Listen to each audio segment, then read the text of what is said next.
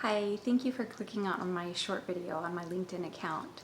My name is Colleen Gilliam, and I've uploaded this video to share a little bit about my tenacity when I'm passionate about something and when I want to go after something. I wanted to tell just a few stories very briefly about what I was like and how I went after something in high school, and one story about what I went after in college. And the reason I'm going back that far is just because it's a little bit more universal, I think, the stories, and easy to relate to, versus telling a story about a job, because if you're not in the same industry that I've worked in, it might not make a whole lot of sense. So the first story I wanted to share with you is from high school. I was a volleyball player, and I was, wanting to win. Most athletes do. And so there were a couple of things that I would do to really dedicate myself even extra to trying to win for our team. One of those things is our coach would have us do a mile run to warm up for practice each day. And I would, try to go pretty fast and do my best. I usually finished first, and a lot of the other teammates of mine would just kind of be leisurely about finishing their mile. That was no big deal to me. I didn't care what they were doing. I was just, trying to do my best.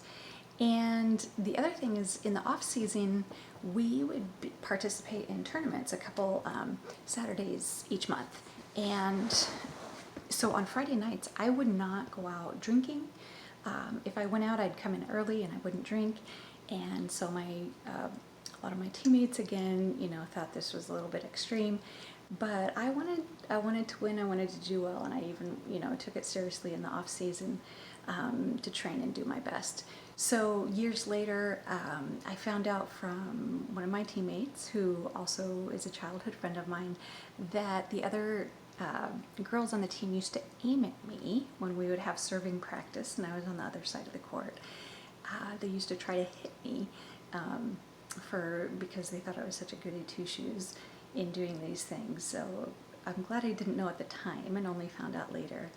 But for me, it paid off. I was voted MVP by my teammates, and my coach also selected me to be captain of the team, so my junior and senior year. So that was the first story that I wanted to share with you. The second story is about when I was in college. So I went to Purdue University, which is in Lafayette, Indiana. And each year, Purdue and the University of Wisconsin and Indiana University, they take a group of students each year to study abroad at the University of Madrid in Spain. So my junior year, this sounded exciting to me, and I absolutely wanted to go. So that's what I did my junior year. And when we got there, there were 50 of us in the group, and they put us with a roommate from, another American student that had chosen to go that year as well. They put us in a co-ed dorm for the first month, and we had that month to decide and figure out where we were going to live for the rest of the year. We had a few options. We could either stay in the dorm, we could move out with one of the host families, or we could move into an apartment either by ourselves or with some of the other kids in the program. So my roommate and I, luckily, we both were of the same mindset. We really wanted to dedicate ourselves to learning the language as best we could. So what we decided to do is to go ahead and stay in the dorm, but we split up and got Spanish roommates. That way, even if we were tired in the evening, tired in the morning, no matter what our mood, we would be forced to speak Spanish, and we knew that would give us the best opportunity to really learn the language while we were there. So that's what we did. In addition to that, we would travel together on the weekends, and Spain's not a very big country, so we would hop on the train, go a few hours to another city, and then during the day we would split up and go our separate ways, wandering around town and eating at a cafe, and then we'd meet back for dinner each night and share our experiences of the day. So both of those things in combination really gave us the best opportunity to learn as much Spanish as we could by the time we came home.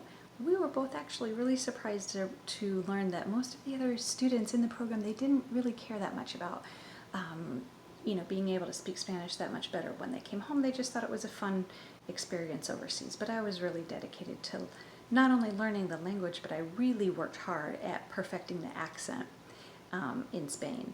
So much so that towards the end of the year, when we would get into a cab or be just, speaking to people at a cafe. Some of the people would say, are you from here? Because you don't look like you're from here. And my friend Beth, who I traveled with all the time, she would be, of course she's not from here, look at her. And that frustrated her that I could imitate the accent so well. But I worked hard at it again, and that was not easy. That's kind of embarrassing when you're first learning a language. But I did that, and to this day, I'm fluent in Spanish. I'm a little rusty because I don't get to use it a whole lot, but those are the two stories that I wanted to share with you. Thank you for tuning in.